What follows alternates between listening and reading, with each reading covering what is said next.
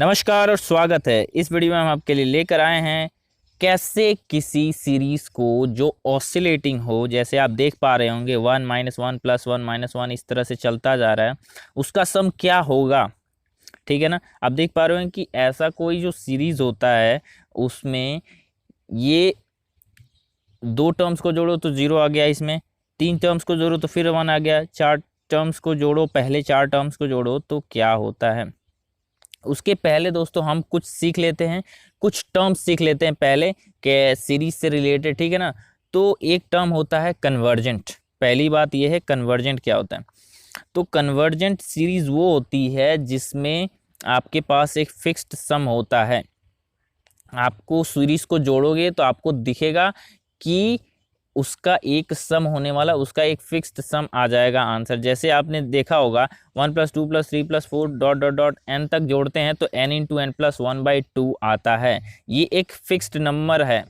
ठीक है ना। एक फिक्स नंबर है जो हमेशा का ये फॉर्मूला है और काम करेगा। उसी तरह से आपने देखा होगा जीपी में हम क्या करते हैं 1/2 1/4 1/8 डॉट डॉट डॉट करते जाए, इन्फिनिटी तक भी जोड़ दें अगर हम, तो उसका वैल्यू 2 आता है, 2 आता है उसका वैल्यू। लेकिन ऐसे और ऐसे टर्म्स, ऐसी जो सीरीज होती है उनको कन्वर्जेंट कहा जाता है। ठीक है ना।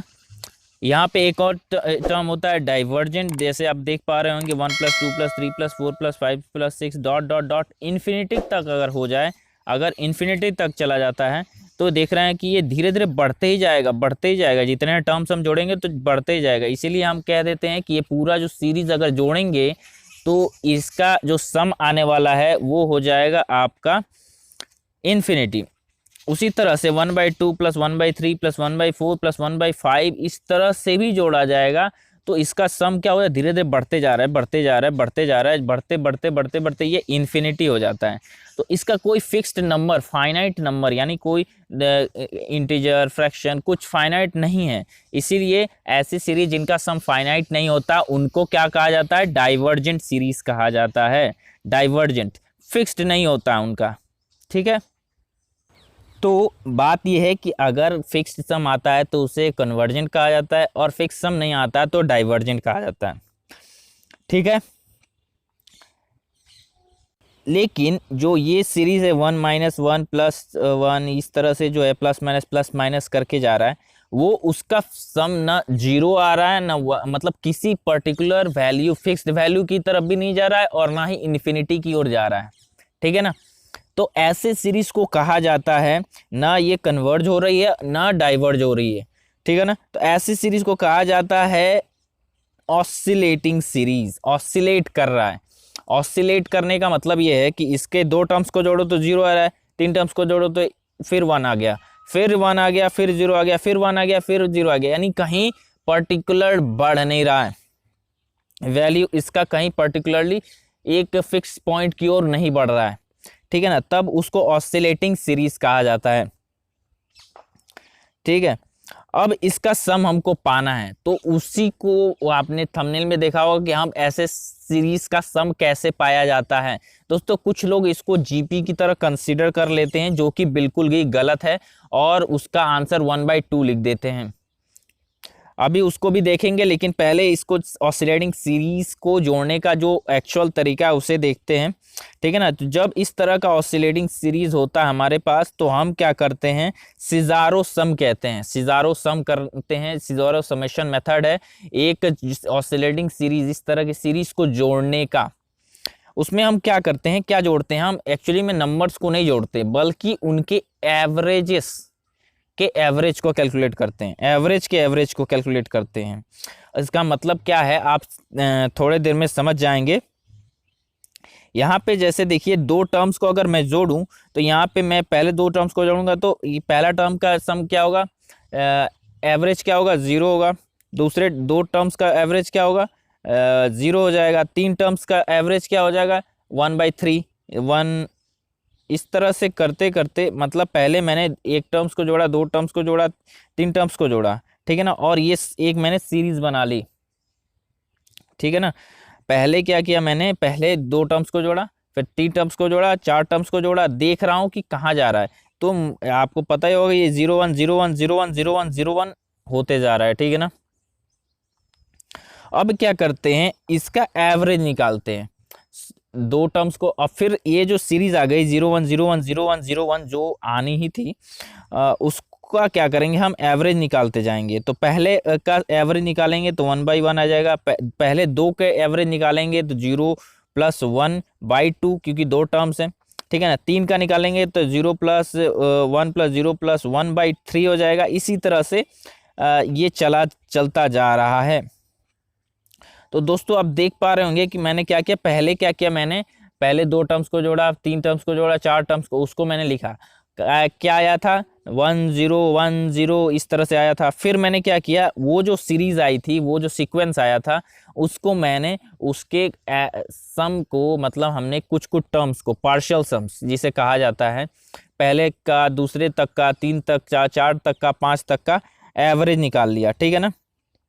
अब ये मैं देख रहा हूं कि ये जो एवरेज है, ये जो मैंने एवरेज निकाला है, एवरेज ऑफ द पार्शियल सम जिसे कहा जाता है, एवरेज ऑफ द पार्शियल सम, उसका क्या हो रहा है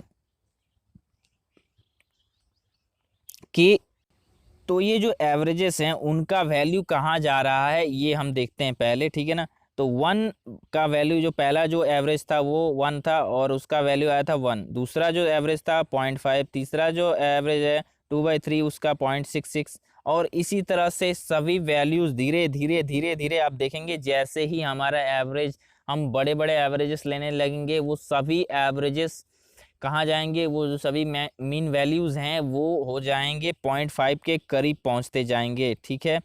4/7, 4/8, 5/9, 5/10, 6/11, 6/12 जितने भी हैं, ये सब धीरे धीरे धीरे धीरे ये सभी कहाँ पहुंच जाएंगे, 0.5 की ओर कन्वर्ज होने लगेंगे, ठीक है ना। कन्वर्जिंग का कॉन्सेप्ट यहाँ भी आ जाएगा जब हमने क्या किया, ऑसिलेटिंग सीरीज को लिया, उसके सम्स की हमने, एक सम, एक टर्म का दो, पहले 3, पहले 4, इस तरह से हमने क्या किया, पार्शियल सम निकाल लिया। और फिर इन पार्शियल सम्स का जो हमने क्या किया, एवरेज कर दिया, और हमने देखा कि एवरेज जो है वो कहाँ अटेंड हो रहा है, उसका जो लिमिट है, उसका लिमिट क्या आ रहा है, उसका लिमिट है, एवरेज का लिमिट जहाँ पे जा रहा है वो हो रहा है हमारा एवरेजेस का 0.5 लिमिट आने वाला है एवरेज वाली सीरीज का। और इस एवरेज वाली सीरीज को ही सिजारो सम कहा जाता है, और यही ऑसिलेटिंग सीरीज की वैल्यू मानी जाती है, ठीक है। तो अगर आपसे कोई कहे कि 1 0 1 0 1 इस तरह से, अगर 1 -1 + 1 -1 इस तरह से जोड़ा जाएगा तो कितना आएगा, तो आप कह सकते हो कि उसका सिजारो सम होने वाला है 0.5 या हाफ विथ। दोस्तों एक और चीज़ ये है कि हमारे स्कूल्स में या फिर दोस्तों से हम लोग, ये 0.5 आ जाता है, हमने जीपी पढ़ी हुई है, तो जीपी का फॉर्मूला हम लगा देते हैं इसको पाने के लिए, जिसका कॉमन रेशियो क्या हो जाता है, -1, और हम कहते हैं कि कॉमन रेशियो होता है कैसे, कौन सा मल्टीप्लाइड है, किस नंबर को मल्टीप्लाई करेंगे अगले टर्म को पाने के लिए इन जीपी। तो उसका हमने इन्फिनिट जीपी का फॉर्मूला पढ़ा है 1 - r, ठीक है ना। तो हम 1 - r की जगह r का यहाँ पे वैल्यू -1 है और इसलिए हाफ आ जाता है।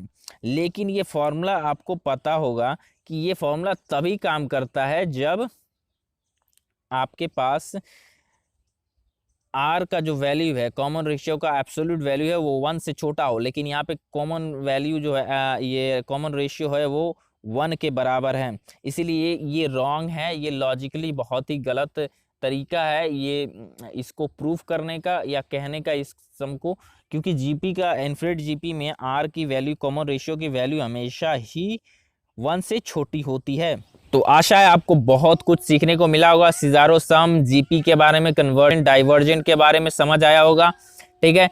इसी तरह के वीडियोस हम अपने चैनल पे डालते रहते हैं, तो अगर आपको हमारे वीडियोस पसंद आते हैं तो चैनल को सब्सक्राइब कर दीजिए दोस्तों, आप चैनल को सब्सक्राइब कर दीजिए, और आप हमारे व्हाट्सएप कम्युनिटी को भी ज्वाइन कर सकते हैं, इसका लिंक डिस्क्रिप्शन में है। इसी के साथ मैं आपसे विदा लेता हूँ, मिलते हैं अगले वीडियो में, तब तक के लिए बाय बाय।